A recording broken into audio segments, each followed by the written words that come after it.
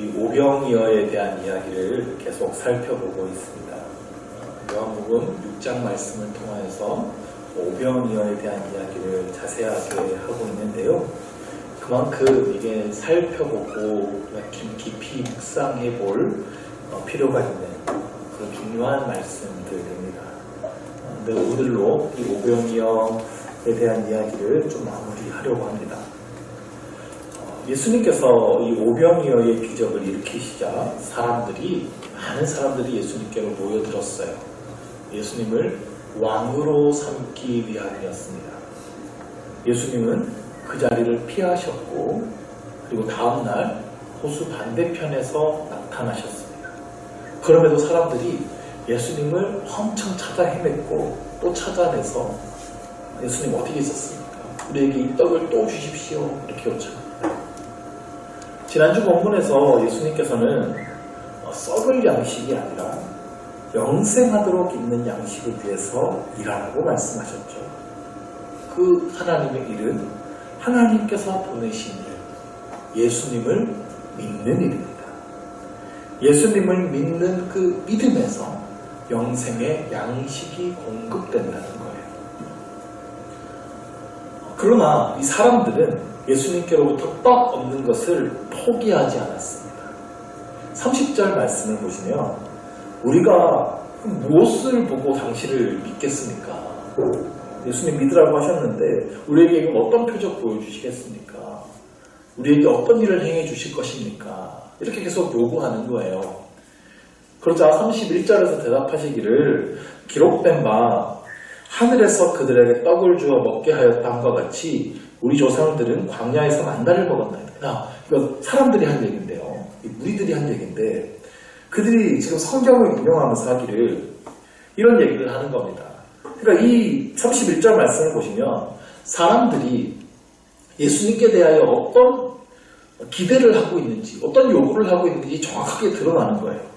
이들이 지금 하늘에서 내리는 떡에 대한 이야기를 합니다.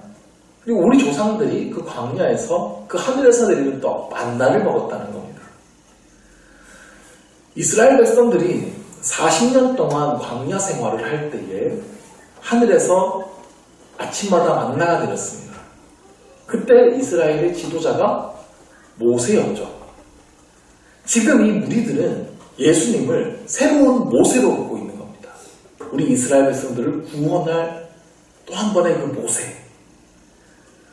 그래서 우리의 왕이 되어주셔서 우리에게 다시 구원을 베풀어 주시기를 원하고 있는 거죠. 오병이어 기적을 마치 하늘에서 내린 만나처럼 생각하고 있는 겁니다. 그러니까 지금 또 달라고 찾아온 거예요. 만나는 매일 먹지 않았습니까? 오늘 또 주십시오. 그러면 우리도 당신을 모세처럼 믿고 따르겠습니다. 이런 얘기입니다. 결국에 사람들이 굉장히 좀 믿음 있는 얘기를 하는 것 같지만 예수님에 대해서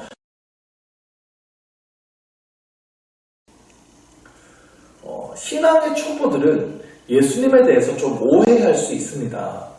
예수님은 이런 분이 아니실까? 자기 생각대로 이렇게 좀 믿고 잘못 생각하고 잘못된 기대를 가질 수도 있죠. 예를 들어 기도해서 한번 병 고침을 받은 사람이라면 예수님은 내가 기도만 하면 무슨 병이든 다 고쳐주시는 분이시구나. 병을 고쳐주시는 분으로만 예수님을 볼 수도 있고요. 돈이 없어가지고 막 힘들 때 처음 예수님께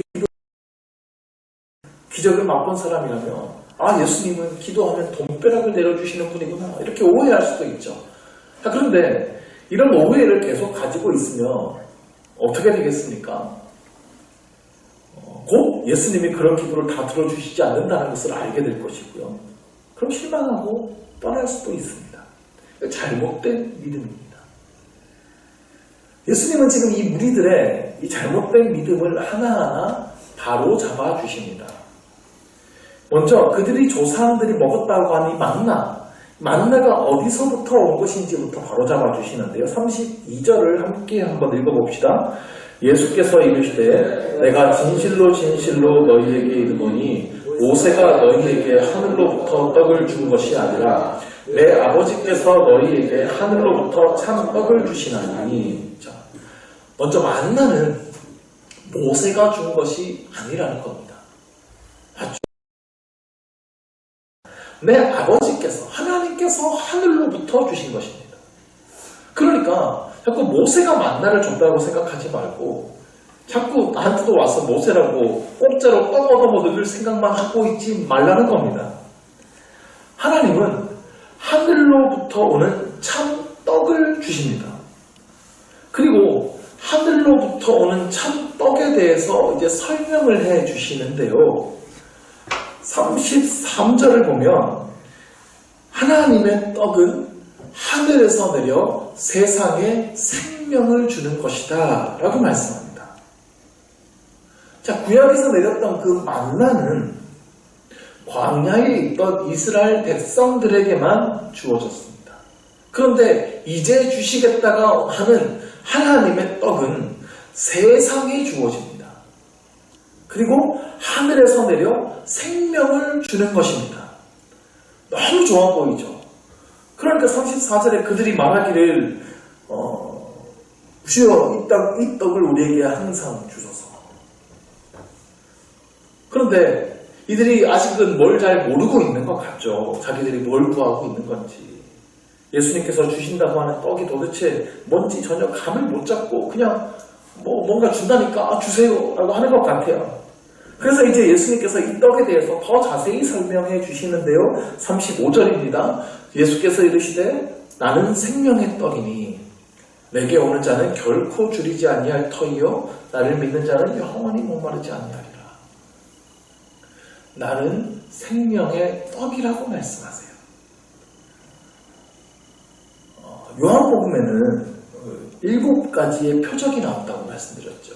예수님께서 일으키신 7가지 표적이 요한복음 전반부에 나오는데요. 또 요한복음에는 아주 중요한 것이 예수님의 7가지 자기 선언도 나옵니다. 나는 무엇이다 라고 자신이 누구인지를 우리에게 알려주시는 그런 말씀인데요. 요한복음 6장에 이 나는 생명의 떡이다. 그리고 요한복음 8장에 나는 세상의 빛이다. 나는 양의 문이다. 또 11장에 가면 나는 14장에 가면 나는 길이요 진리요 생명이다. 그리고 마지막으로 포도나무다.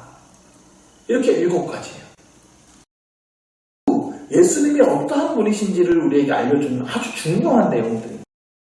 7가지 자기 선언 중에 가장 첫 번째 나오는 나는 생명의 떡이다. 이것입니다. 내게 오는 자는 줄이지 아니할 것이었습니다. 그리고 나를 믿는 자는 영원히 목마르지 아니할 것이라 말씀하시죠. 자, 영원히 목마르지 아니할 것을 약속한 것은 요한복음에서 이전에 한번 하신 적이 있죠. 요한복음 4장에서 사마리아 여인 내가 주는 물을 마시는 자는 영원히 목마르지 아니할 것이라고 말씀하셨어요. 자, 예수님은 영생의 떡이자 영생의 샘물인 거예요. 그러나 지금 예수님 앞에 모인 이 무리들은 이 사실을 이해하지 못하죠. 이유는 예수님을 보고도 믿지 않기 때문입니다. 그 사실을 36절에서 이야기하시고요. 37절에서는 어떤 사람이 예수님을 믿고 구원을 받게 되는지를 이제 가르쳐 주시는데요. 아버지께서 내게 주시는 자는 다 내게로 올 것이요 내게 오는 자는 내가 결코 내쫓지 아니하시리라. 자, 이제부터 예수님께서 이제 구원에 대한 생명의 떡에 대한 좀 심화적인 이야기를 이제 잘 가르쳐 주십니다. 먼저 어떤 사람들이 예수님께 옵니까?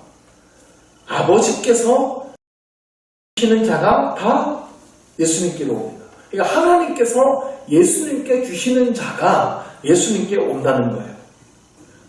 자, 하나님께서 우리를 다 예수님께 주셨습니다. 그래서 예수님은 하나님과 우리의 관계에서 중보자가 되세요. 하나님께서 우리를 예수님께 맡겨주셨어요. 44절에도 보면 이렇게 말씀하시는데요. 아버지께서 이끌지 아무도 내게 올 수 없으니 오는 그를 내가 마지막 날에 다시 살리리라. 자, 여기서 표현은 아버지께서 이끌지 아니하시면 아무도 예수님께로 올 수가 없다는 겁니다. 여기서 이 구원의 첫 단계가 설명되는 건데요. 우리는 다 하나님께서 이끌어 주셔서 예수님을 믿게 된 겁니다. 하나님께서 나를 초청해 주셨고 불러 주셨고 이끌어 주셨고 이것으로 오게 해 주신 것입니다. 이것은 하나님의 선택이고요. 하나님의 조건 없는 사랑입니다. 내가 거기에 선택된 것에는 다른 아무런 조건이 없는 거예요. 오직 하나님의 뜻에 의해서 여러분이 선택되어진 것입니다. 우리가 아닙니다. 우리에게 어떤 선한 구석이 아닙니다. 하나님께서 자신의 무조건 선택하여 주셨습니다. 이번 주부터 새벽 시간에 출애굽기를 시작했습니다. 왜 하나님께서는 모세를 이스라엘의 지도자로 선택하셨을까요? 아무런 조건이 없습니다.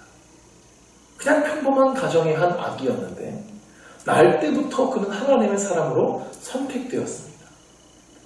하나님은 왜 아브라함을 부르셨죠? 갈대아 우르에서 우상 섬기는 집안의 그냥 평범한 한 사람일 뿐이었을 텐데요. 하나님은 왜 힘있고 용맹한 에서를 놔두고 왜 사기꾼 같은 야곱을 부르시죠? 하나님은 왜 베드로와 요한과 야고보 같은 그냥 흔하디 은혜 빠진 평범한 어부들을 제자로 선택하셨나요? 아무런 이유가 없습니다. 그저 이것은 하나님의 주권적인 선택이에요. 우리가 자랑할 만한 것이 아무것도 없는 거예요. 내가 남들보다 좀 더 나아서 예수를 믿게 된 것이 아니에요. 제가 여러분보다 신앙사가 되었겠습니까? 절대 그렇지 않습니다. 우리는 이 하나님의 부르심 앞에서 겸손해야 됩니다. 저 예수를 믿지 않는 사람보다 내가 낫다라는 생각을 버려야 돼요. 똑같아요. 그냥 우리는 하나님의 선택을 받았을 뿐입니다. 은혜죠. 예수 믿는 집안에서 태어나서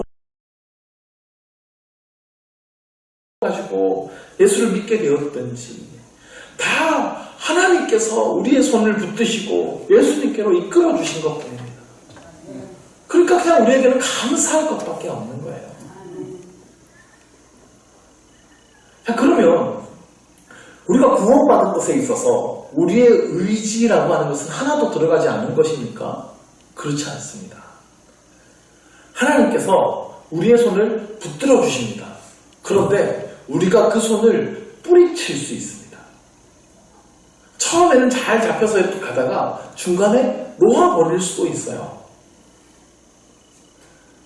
41절을 보시면 예수님께서 나는 하늘에서 내려온 떡이다 라고 말씀하니까 유대인들이 수군거리기 시작합니다. 42절에 이르되 이는 요셉의 아들 예수가 아니냐 그 부모를 우리가 아는데 자기가 지금 어찌하여 하늘에서 내려왔다 하느냐.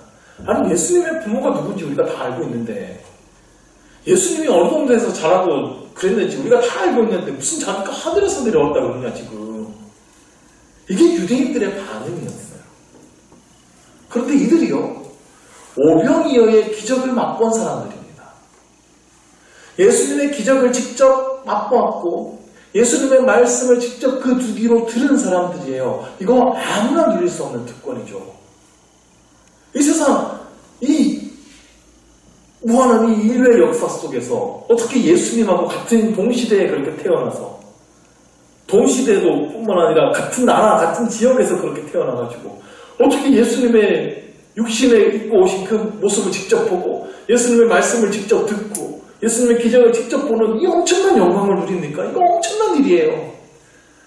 그런데 이들이 예수님을 믿지 않습니다. 예수님을 거절한 것입니다.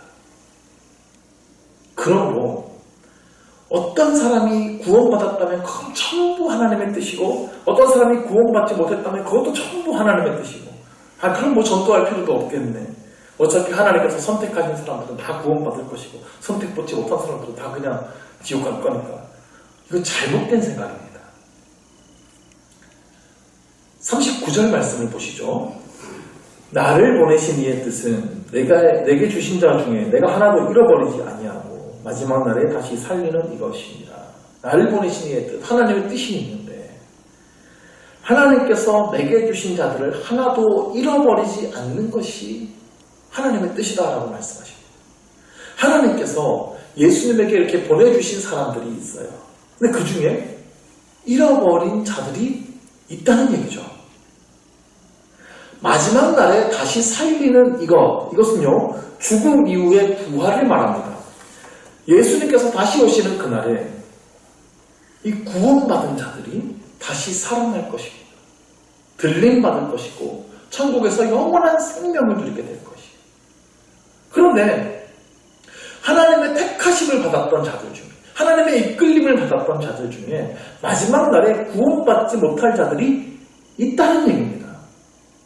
근데 그런 자가 하나도 없게 하는 것이, 하나도 잃어버리지 않는 것이 하나님의 뜻이다라고 지금 예수님께서 말씀하시는 거예요. 자, 어쩌다가 교회를 다니게 됐어요. 신앙생활을 시작합니다. 하나님을 믿게 됐어요. 전부 하나님의 선택을 받아서 하나님의 손에 이끌려 온 사람들입니다. 그런데 그들이 전부 다 믿음을 끝까지 지키는 것은 아니지 않습니까? 중간에 시험 들었다 그래가지고 신앙을 버리기도 하고요. 사람에게 실망하고 교회에 실망하면서 신앙생활을 멈추기도 하고, 혹은 교회는 왔다 갔다 다니지만 잘못된 믿음을 가지고 자기 마음대로 살아가기도 합니다. 전부 하나님의 손을 놓아버린 사람들, 잃어버린 사람들입니다. 예수님께서는 이들이 모두 구원받기를 원하세요. 예수님께서 다시 오시는 그날에 그들이 전부 다시 살릴 수 있게 되기를 간절히 원하시는 거예요. 구원은 하나님의 선택으로 되어지는 것이지만 구원받은 사람들이 그 믿음을 끝까지 지키기 위해서 필요한 게 있어요. 그것은 바로 예수님의 옆에 와서 예수님으로부터 생명의 떡을 받아 먹는 것입니다. 그래서 요한복음 6장에서 생명의 떡을 먹는 것에 대한 이야기를 계속 하시는데 51절을 보시면 예수님께서 더 자세한 설명을 하십니다. 같이 한번 읽을까요? 나는 하늘에서 내려온 살아있는 떡이니 사람이 이 떡을 먹으면 영생하리라. 내가 줄 떡은 곧 세상의 생명을 위한 내 살이니라 하시니라. 자, 이 51절 말씀이 유대인들에게 가장 큰 걸림이 되었어요. 내가 줄 떡은 곧 내 살이다 라고 말씀하셨어요. 지금 이 사람들이 와서 예수님께 정말 우리가 먹을 그 떡, 오병이어 때 먹었던 그 떡 달라고 요구하던 사람들이에요.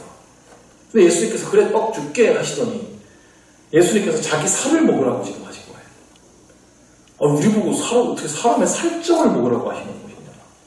아니, 이 사람은 도대체 자기 살을 우리한테 어떻게 떼서 주겠다는 말이냐. 유대인들이 이 말씀을 듣고 충격에 빠졌어요. 이어서 하신 예수님의 말씀에 더 큰 충격을 받는데요. 54절, 55절에 내 살을 먹고 내 피를 마시는 자는 영생을 가졌고 마지막 날에 내가 그를 다시 살리리니 내 살은 참된 양식이요 내 피는 참된 음료로다. 이제는 피 얘기까지 하세요. 그러니까 이걸 섬뜩하죠. 살을 먹고 또 피를 마시라 그러니까. 근데 이 살과 피를 마시는 자가 영생을 가진다는 거예요.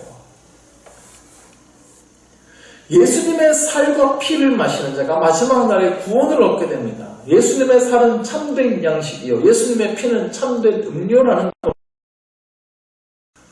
여기서 예수님의 살과 피는 우리를 위해 당하신 예수님의 육체적인 고난을 뜻하는 거예요. 예수님께서는 우리 죄를 위해서 살이 찢기고 피를 흘리셨어요. 우리가 받아야 할 죄의 형벌을 대신 받으셨고 우리가 흘려야 될 피를 예수님께서 대신 흘리신 거예요. 우리가 이번 주일의 말씀을 살펴봤듯이 그가 찔림은 우리의 허물 때문이요 그가 상함은 우리의 죄악 때문입니다. 그가 징계를 받음으로 그가 채찍에 맞음으로 우리가 마음을 받았습니다. 이 복음을 믿는 것이 예수님의 살과 피를 먹는 것입니다. 예수님께서 흘리신 피로 우리의 죄가 용서받았다는 것을 믿는 것. 예수님께서 당하신 그 육신의 고통으로 우리의 육신과 마음의 치유까지 다 약속받은 것, 이 말씀을 믿는 것입니다. 이 말씀에 약속된 은혜를 실제로 누리는 것을 이야기하는 거예요. 이 십자가의 은혜를 누리는 것이죠. 또 한 가지, 예수님의 살과 피를 먹는다는 것은 예수님과 하나됨을 의미합니다. 56절 말씀입니다.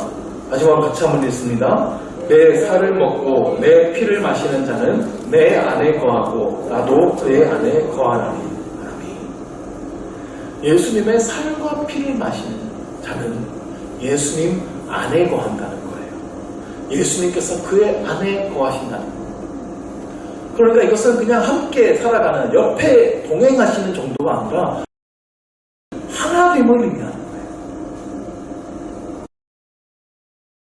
우리 복음서에 4복음서가 있죠. 이 요한복음은 다른 복음서하고 분명히 차이점들이 있습니다. 마태, 마가, 누가에 나오는 이야기도 잘 없습니다. 근데 이 복음서에 아주 중요하게 나오는 이야기가 있는데요.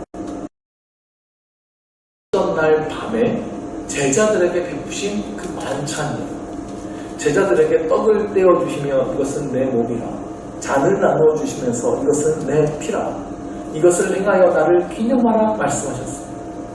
교회가 성찬식을 행하는 중요한 근거가 되는 말씀인데요. 마태마가 누가에는 다 이 이야기가 있는데 요한복음엔 그 이야기가 없어요. 근데 그 말씀이 없는 대신에 오늘 이 말씀이 있다고 학자들이 다 이야기합니다. 여기서 내 살과 피를 마시라고 말씀하셨으니까요. 우리가 성찬식을 할 때 떡을 나누면서, 잔을 나누면서 주님의 피입니다 라고 선언합니다. 그런데 카톨릭에서는 그러면 이 떡과 포도주가 피로 변한다고 가르쳐요. 그래서 실제 예수님의 살을 먹는 거고 예수님의 피를 마시는 것이라고 가르칩니다. 근데 우리는 그렇지 않습니다. 기념하는 겁니다. 예수님께서 나를 기념하라고 하셨어요. 그러니까 예수님의 희생을 기억하면서 기념하는 것이죠. 그래서 예수님이 나를 위해 흘리신 그 피, 그 몸을 우리가 다시 한번 우리 마음에 되새기면서 예수님의 십자가를 우리 마음에 기억하는 것입니다. 그러니까 또 한 가지 성찬에 중요한 의미가 있는데 예수님과 하나됨을 기억하는 것입니다. 예수님의 그 몸과 피를 먹으면서 예수님과 우리가 하나 되었음을 기억하는 것이죠. 성찬에 참여하는 우리 모두가, 그래서 우리가 다 하나 되었다는 것을 기억하는 것입니다. 우리가 떡을 먹으면 그것이,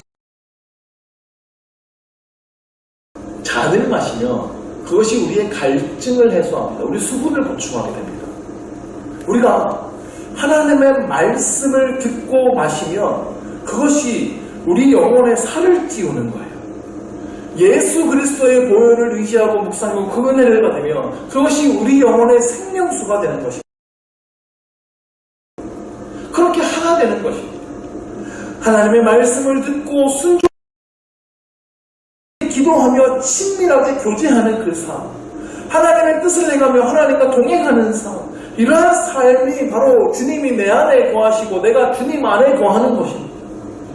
이러한 자들이 주님께서 나를 붙들어 주신 그 구원을 잃어버리지 않는 것이고 마지막 날에 다시 살리심을 받게 되는 것입니다.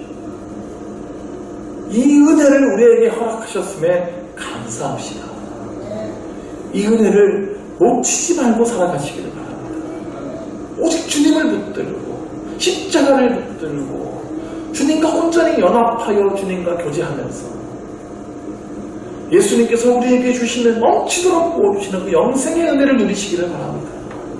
그래서 부활의 날에 기쁨으로 주님을 맞이하는 저와 여러분이 될 수 있기를 주의 이름으로 간절히 축원합니다.